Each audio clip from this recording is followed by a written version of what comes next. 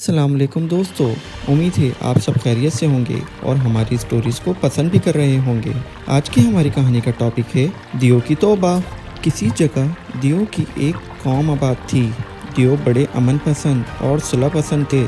وہ لوگوں سے محبت کرتے اور ان کے کام آیا کرتے تھے۔ دیو کی ریاست کے قریب ایک ریاست بونو کی بھی تھی۔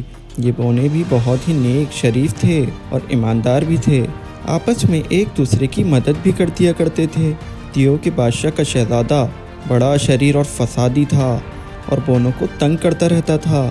ان کی ریاست میں زبردستی داخل ہو کر چھوٹے چھوٹے گھروں کو تباہ کر دیتا اور بہت خوش ہوتا اور شرارت کرتا۔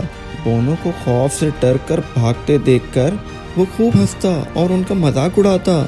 ایک دن بونو کا بادشاہ بیٹھا سوچ رہا تھا کہ کسی طریقے سے دیو کے شہزادے سے بچا جا سکے۔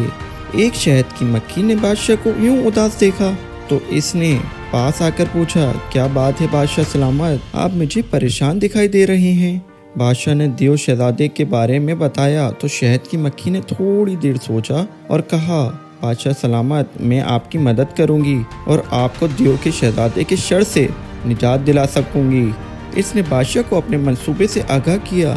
ایک دن دیو کا شہزادہ آیا اور بونو کو تنگ کرنے لگا اور اپنی عادت کے مطابق بونو پر ہنس رہا تھا، ان کا مذاق اڑا رہا تھا۔ تھوڑی دیر بعد وہ تھک کر سو گیا۔ اچانک دیو شہزادے کی کان میں شہد کی مکھی گھس گئی۔ شہزادہ اچھلنے اور چلانے لگا، میری مدد کرو، میری مدد کرو۔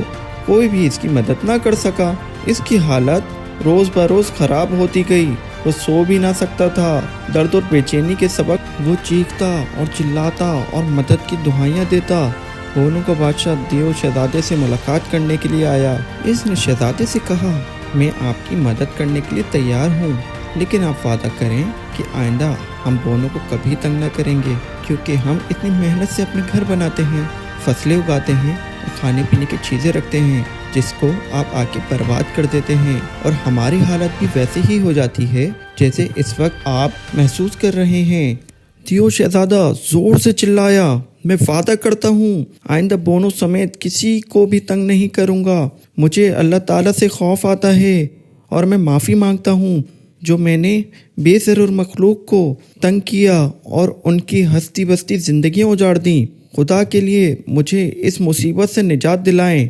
بونو کے بادشاہ نے شہزادے کو پیٹ کے بل لیٹنے کو کہا۔ پھر اس نے اپنے ساتھ آئے ہوئے بونو کو حکم دیا کہ وہ شہزادے کو لاٹھیوں سے ماریں۔ اصل میں بونو کا بادشاہ یہ چاہتا تھا کہ دیو کے بادشاہ نے جن جن کو بھی تنگ کیا تھا وہ اپنا بدلہ نکال لیں۔ جب سب بونے دیو کے بادشاہ کو مار پیٹ کر تھک گئے تو بادشاہ نے شہزادے کے کان میں پھونک مار دی۔ شہد کی مکھی اشارہ پاتے ہی تیزی سے شہزادے کے کان سے نکل کر اڑ گئی۔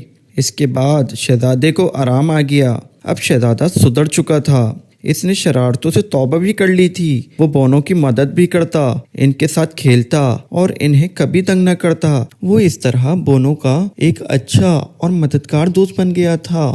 سب اپنی زندگی ہنسی خوشی گزارنے لگے اور ملک ترقی کرتے گئے۔ تو دوستو، کیسی لگی آپ کو آج کی ہماری یہ کہانی؟ امید ہے آپ سب اپنا خیال رکھیں گے۔ اللہ حافظ۔